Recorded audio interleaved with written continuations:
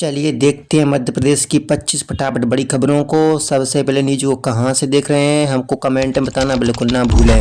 साथ ही साथ हमारे यूट्यूब चैनल को सब्सक्राइब करें एंड बेल आइकन को ऑल प्रेस करना बिल्कुल ना भूलें। एमपी की 1.25 करोड़ बहनों के लिए बड़ी खबर, किस्त की तारीख तय। मध्य प्रदेश की 1.25 करोड़ लाडली बहनों के लिए बड़ी खबर सामने आई। योजना की 33वीं किस्त 14 फरवरी को जारी होने की संभावना जताई जा रही है। रिपोर्ट्स के मुताबिक मुख्यमंत्री मोहन यादव खंडवा से लाभार्थियों के खाते में 1500 रुपए ट्रांसफर कर सकते हैं। हालांकि इस संबंध में अभी तक कोई आधिकारिक घोषणा नहीं हुई। गौरतलब है कि हर महीने 10 से 20 तारीख के बीच योजना की किस्त जारी की जाती है।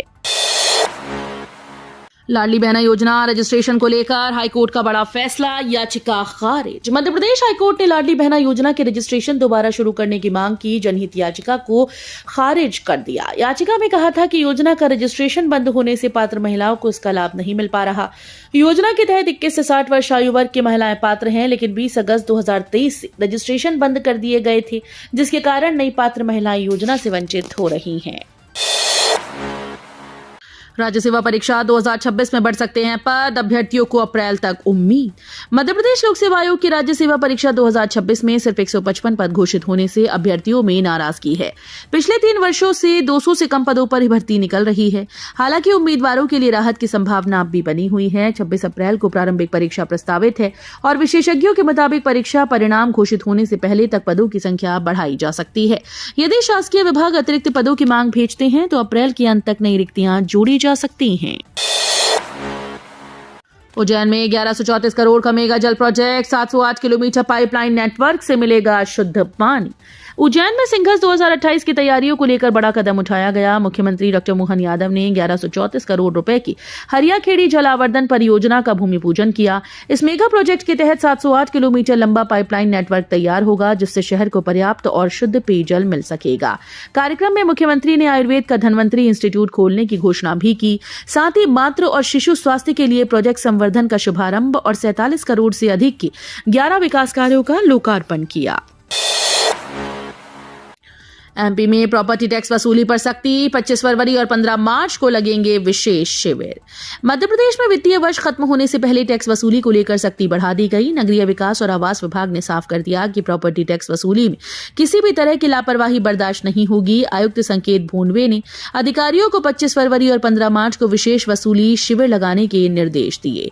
इन तारीखों पर बकायेदारों की परेशानी बढ़ सकती है। विभागीय समीक्षा बैठक में प्रॉपर्टी टैक्स की 100% वसूली सुनिश्चित करने पर जोर दिया गया। भोपाल में 10 लेन बाईपास के लिए नोटिस जारी, 90 झुग्गियां और कई निर्माण हटेंगे। भोपाल के अयोध्या बाईपास के चौड़ीकरण को लेकर बड़ा अपडेट सामने आया। नेशनल हाईवे 146 पर आशाराम तिराहा से रत्नागिरी तिराहे तक 16 किलोमीटर लंबी 10 लेन सड़क 836 करोड़ 91 लाख रुपए की लागत से बनाई जा रही है। परियोजना में बाधा बन रहे निर्माणों पर प्रशासन ने कार्रवाई तेज कर दी। केसर बस्ती की करीब 90 झुग्गियों को हटाने के लिए नोटिस जारी किए गए, जबकि 146 दुकानों को पहले ही हटाया जा चुका है। उज्जैन को आयुर्वेदिक एम्स की सौगात, 1133 करोड़ की जलावर्धन योजना का भूमि पूजन। सिंघस 2028 की तैयारियों के बीच मुख्यमंत्री डॉक्टर मोहन यादव ने उज्जैन को बड़ी सौगात दी। शिप्रा नदी किनारे हरियाखेड़ी गांव में 1133 करोड़ 67 लाख रुपए की जलावर्धन योजना का भूमि पूजन किया गया। यहां अत्याधुनिक जल शोधन प्लांट स्थापित होगा, जिससे करीब 7 लाख शहरवासियों को स्वच्छ पेयजल मिलेगा। साथ ही सिंघस में आने वाले लगभग 30 करोड़ श्रद्धालुओं की पानी की जरूरत भी पूरी होगी। एमपी में 30+ गांव को जोड़ेगी सरकारी बस सेवा, ऐप पर मिलेगी हर अपडेट। मध्य प्रदेश में 30 से ज्यादा गांव के बीच जल्द ही सरकारी बसेस दौड़ती नजर आएंगी। सिटी बस सेवा का रिकॉर्ड राज्य स्तरीय होल्डिंग कंपनी को सौंपने की प्रक्रिया शुरू हो गई। अटल इंदौर सिटी ट्रांसपोर्ट सर्विसेज संभाग में बस संचालन की जिम्मेदारी संभालेगी। इसके लिए वरिष्ठ अफसरों का बोर्ड गठित किया गया है, जो सुरक्षित, सुगम और सस्ती सेवा सुनिश्चित करेगा। अनुबंध प्रक्रिया पूरी होने के बाद जून जुलाई से संचालन शुरू होने की संभावना है। उज्जैन में सनातन की भव्य पहचान 92 करोड़ से बनेंगे 9 शानदार प्रवेश द्वार। धर्मनगरी उज्जैन अब महाकाल मंदिर और महाकाल लोक के साथ अपने भव्य प्रवेश द्वारों के लिए भी जानी जाएगी। उज्जैन विकास प्राधिकरण शहर के प्रमुख मार्गों पर 92 करोड़ 25 लाख रुपए की लागत से 9 भव्य द्वार बनाने जा रहा है। ये द्वार केवल सौंदर्यीकरण नहीं बल्कि उज्जैन के हजारों वर्ष पुरानी सनातन परंपरा, खगोल विज्ञान, कालगणना, सिंहस्थ संस्कृति की झलक पेश करेंगी। शहर में प्रवेश करते ही श्रद्धालु और पर्यटकों को सनातन गौरव का भव्य अनुभव मिलेगा। एआई से संभलेगी सिंहस्थ की भीड़। प्रदेश में 1265 करोड़ निवेश का प्रस्ताव। प्रदेश के इन्वेस्टर समिट के सकारात्मक नतीजे सामने आने लगे हैं। 3 कोरियाई कंपनीज के साथ ECDS कंपनी ने 1265 करोड़ रुपए के निवेश का प्रस्ताव सरकार को भेजा।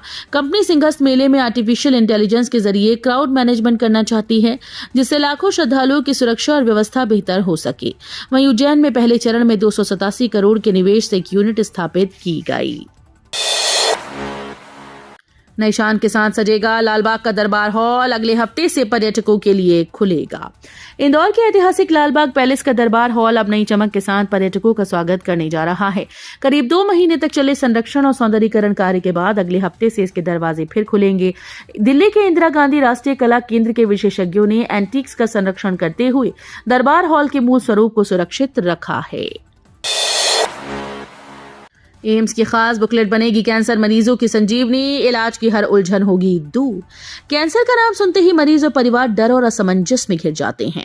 इलाज की जटिल प्रक्रिया और भारी मेडिकल शब्दावली उन्हें और भी परेशान कर देती है। अब एम्स कैंसर मरीजों के लिए खास मार्गदर्शिका बुकलेट तैयार कर रहा है।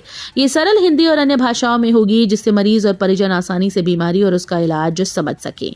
कीमोथेरेपी, रेडियोथेरेपी या सर्जरी क्यों दी जाती है, उनके दुष्प्रभाव क्या हैं और उनसे कैसे निपटें, हर सवाल का जवाब इस गाइड में मिलेगा। एमपी के रिटायर्ड कर्मचारियों को राहत। पेंशन प्रक्रिया पूरी तरह से ऑनलाइन। मध्य प्रदेश के सेवानिवृत्त कर्मचारियों के लिए बड़ी राहत की खबर है। अब पेंशन प्रक्रिया पूरी तरह से ऑनलाइन की जा रही है, जिससे कर्मचारियों को दफ्तरों के चक्कर नहीं लगाने होंगे। कैबिनेट के निर्णय के बाद वित्त विभाग ने केंद्रीकृत पेंशन प्रोसेसिंग सेल का गठन कर संभागवार डेस्क बना दी है। यही डेस्क पेंशन प्रकरणों का निराकरण करेगी। पेंशन भुगतान आदेश भी ऑनलाइन जारी होंगे और किसी आपत्ति की स्थिति में संबंधित विभाग को ऑनलाइन ही सूचना भेजी जाएगी। आज बैंक कर्मचारियों की देशव्यापी हड़ताल। बैंकिंग और बीमा सेवाएं प्रभावित। केंद्र सरकार की श्रमिक नीतियों के विरोध में आज से देश भर में बैंक कर्मचारियों की हड़ताल शुरू हो गई। All India bank employees association, all India bank officers association और बेफी समेत कई बैंक यूनियंस ने हड़ताल का आह्वान किया। केंद्रीय ट्रेड यूनियंस के साथ LIC और GIC जैसे बीमा क्षेत्र की यूनियंस ने भी समर्थन दिया। अमृतसर बिलासपुर एक्सप्रेस का समय बदला। राजा की मंडी स्टेशन पर नया शेड्यूल लागू। रेल प्रशासन ने यात्रियों की सुविधा को ध्यान में रखते हुए गाड़ी संख्या 18238 अमृतसर बिलासपुर एक्सप्रेस के समय में आंशिक बदलाव किया है। ये संशोधन नागरा स्थित राजा की मंडी स्टेशन पर लागू किया गया। नए शेड्यूल के अनुसार ट्रेन का आगमन सुबह 7:08 पर और प्रस्थान 7:10 पर होगा। पहले ये ट्रेन 7:04 पर पहुंचती थी और 7:06 पर रवाना होती थी। रेल प्रशासन ने ये बदलाव तत्काल प्रभाव से लागू कर दिया है। यात्रियों से अनुरोध है कि वे यात्रा से पहले संशोधित समय की जानकारी जरूर जांच लें। छात्रवृत्ति अपडेट में ढिलाई पड़ी महंगी। 666 स्कूल प्रमुखों का वेतन अटका। छात्रवृत्ति योजना 2025-26 में लापरवाही बरतना 666 स्कूल प्रमुखों को भारी पड़ गया। कक्षा 1 से 12वीं तक के विद्यार्थियों की प्रोफाइल अपडेट और मिशन 1 क्लिक के तहत असफल बैंक खातों के सुधार के स्पष्ट निर्देश दिए गए थे। इसके बावजूद कई शासकीय विद्यालयों में कार्य 100% पूरा नहीं हुआ। मामले को गंभीरता से लेते हुए सहायक आयुक्त जनजातीय कार्य विभाग और जिला शिक्षा अधिकारी ने संयुक्त आदेश जारी कर संबंधित प्राचार्यों और प्रधान पाठकों का फरवरी माह का वेतन रोका है। एमपी में 10 लाख सस्ते घर का प्लान। किफायती आवास नीति से बिल्डर्स को भी राहत। मध्य प्रदेश में सस्ते घर का बड़ा ब्लूप्रिंट तैयार किया जा रहा है। प्रधानमंत्री आवास शहरी योजना के तहत अगले 5 साल में 10 लाख आवास बनाने का लक्ष्य तय है। इस योजना में अब बिल्डर्स को भी शामिल किया गया ताकि हितग्राहियों को किफायती दर पर घर मिल सके और बिल्डर्स को भी नुकसान ना हो। भोपाल से गुजरने वाली 9 ट्रेन में ई कैटरिंग। अब सीट पर मिलेगा पसंदीदा खाना। ट्रेन यात्रा अब और भी सुविधाजनक और स्वादिष्ट हो गई है। भारतीय रेलवे खानपान और पर्यटन निगम यानी IRCTC की ई कैटरिंग सेवा भोपाल से गुजरने वाली 9 प्रमुख मेल और एक्सप्रेस ट्रेन में शुरू कर दी गई। इस सुविधा के तहत यात्री अपनी सीट पर बैठे बैठे मोबाइल या वेबसाइट के जरिए मनपसंद भोजन को ऑर्डर कर सकते हैं। तय स्टेशन पर उनका पसंदीदा खाना सीधे सीट पर पहुंचाया जाएगा। ई कैटरिंग सेवा से यात्रियों को बेहतर गुणवत्ता और अधिक विकल्पों के साथ सुरक्षित भोजन की सुविधा मिल रही है। ग्वालियर में स्मार्ट मीटर योजना सुस्त, 1.87 लाख में सिर्फ 23,000 लगे। ग्वालियर शहर में स्मार्ट मीटर लगाने की योजना की रफ्तार बेहद धीमी है। दक्षिण पूर्व और सेंट्रल नगर संभाग में कुल 1,87,000 स्मार्ट मीटर लगाने का लक्ष्य तय किया गया था, लेकिन अब तक सिर्फ 23,000 मीटर ही लगाए जा सके। वहीं नगर संभाग उत्तर में प्रक्रिया भी शुरू नहीं हो पाई। धीमी प्रगति को देखते हुए मध्य क्षेत्र विद्युत वितरण कंपनी ने 9 से 23 फरवरी तक स्मार्ट मीटर पखवाड़ा शुरू किया है। MP सिविल जज भर्ती 2022 को हाईकोर्ट की हरी झंडी, प्रक्रिया जारी रखने के निर्देश। मध्य प्रदेश सिविल जज भर्ती 2022 को लेकर बड़ी अपडेट सामने आई है।